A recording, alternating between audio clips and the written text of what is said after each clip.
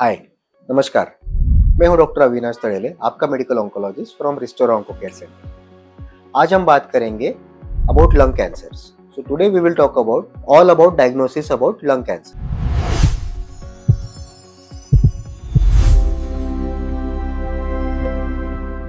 Lung cancer India में one of the commonest cancer है। Approximately 25 lakh new cases are detected every year, which is around 5 to 6 cases every minute. By the time we complete the talk, at least 25 new cases will be added to the list. Lung cancer का सबसे common cause smoking and smoking tobacco related products है। Around 70 to 90% of all the lung cancers are caused only because of tobacco and tobacco smoke. But upcoming recent concern ये भी है कि around 35 to 40% of cancers are slowly increasing, which are in non-smokers. The other causes of lung cancers are asbestos related, pollution, genetic factors and radon exposure, which is slowly increasing. India में अधिकतर cases advance stage में ही पता चलते हैं। इसका सबसे main reason है symptoms का ना जानना, नॉन स्पेसिफिक सिम्टम्स का होना और डिले इन द डायग्नोसिस। इन सब के लिए सबसे इफेक्टिव है अवेयरनेस क्रिएट करना। So the intention is to create the awareness so that we can identify the symptoms early. Early diagnosis means shorter treatment, effective treatment and higher cure rates. इसके symptoms commonly ऐसे रहते हैं कि chronic cough for more than 3 weeks, खांसी जिसको 3 हफ्तों से ज़्यादा है और ठीक नहीं होना, खांसी में खून आना, haemoptysis, chest pain, breathlessness, hoarseness of voice, आवाज़ में परिवर्तन होना और unexpected weight loss.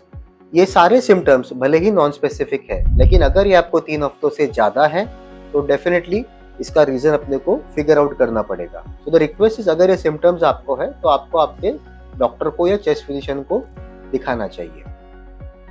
Coming to the diagnosis, क्या डायग्नोस्टिक टेस्ट करते हैं हम? सबसे पहले we advised chest X ray which can detect a mass. Next investigation is a CT scan, contrast CT scan with IV contrast. This is used to identify the masses or the nodules in the lung and also to visualize the structures in the lung. Blood vessels को देखना, tumour के आजू बाजू के anatomy को जानना, tumour का location central है पेरिफेरल है उसके बारे में इंफॉर्मेशन लेना। उसके बाद में next what we plan is the biopsy.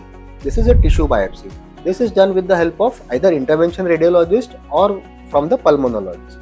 अगर सेंट्रल लीजन है, मेन एयरवेज के अंदर लीजन है, तो pulmonologist usually does the biopsy with a bronchoscopy. It gets a tissue out and we send it for testing. अगर peripheral lesion है तो usually the biopsy is done with the help of interventional radiologist. So they do the biopsy with a CT scan, and along the CT scan they guide the tumor and pluck small tissue out of it and send it for the testing. After the biopsy is done, we advise whole body FDG PET scan. PET scan is used for the staging of the disease, so we can identify the disease which is spread anywhere out of the lungs. After doing the biopsy, next comes the tissue diagnosis. This is the cornerstone and the most important part in the lung cancer diagnosis. Tissue diagnosis में सबसे पहले हम करते हैं histopath examination, जिसको हम लोग HPR बोलते हैं। Once we know it is a lung cancer, there are 4 main types of lung cancer.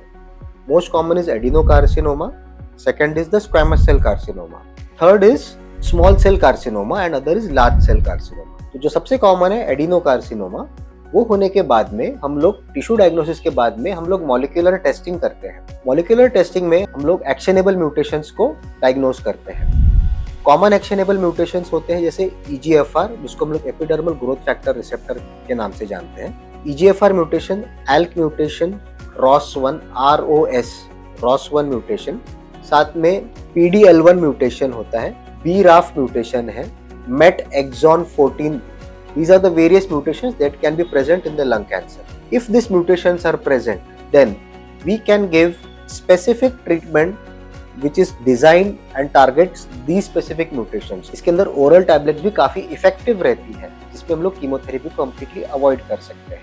Then comes the treatment part, depending upon the targets which are identified. So EGFR is common in 30% of the population, मतलब 3 में से किसी एक को ये mutation positive आएगा। ये usually non smokers में ज़्यादा common होता है, females में अक्सर ये पाया जाता है। इसका सबसे बेस्ट एडवांटेज ये है कि इसके अगेंस्ट ट्रीटमेंट एक ओरल टैबलेट के फॉर्म में अवेलेबल है। Either the tablet is given once a day and that's it.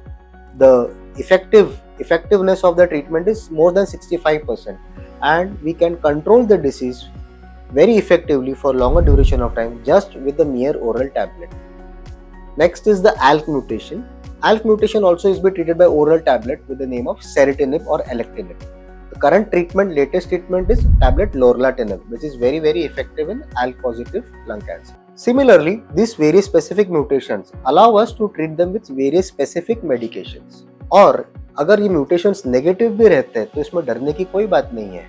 इसमें अगर PD-L1 पॉजिटिव रहता है तो हम उन लोगों को इम्यूनोथेरेपी का ट्रीटमेंट ऑफर करते हैं. Immunotherapy can be given singly alone or along with the chemotherapy, so that the effectiveness is increased, and it is very well tolerated, very easily manageable, and people can control the disease for years together. We have many patients who are living with years together. They are doing their job, they are doing their work, they are contributing to the societies, and they are living an absolutely normal life. So lung cancer में डरने की बात नहीं है. डरने की बात यह है कि उसको देरी से पता चलने से हमें रोकना है. और अगर आपको या आपके किसी परिजनों को इसके बारे में कोई भी जानकारी चाहिए तो आप बेझिझक हमसे संपर्क कर सकते हैं. Thank you.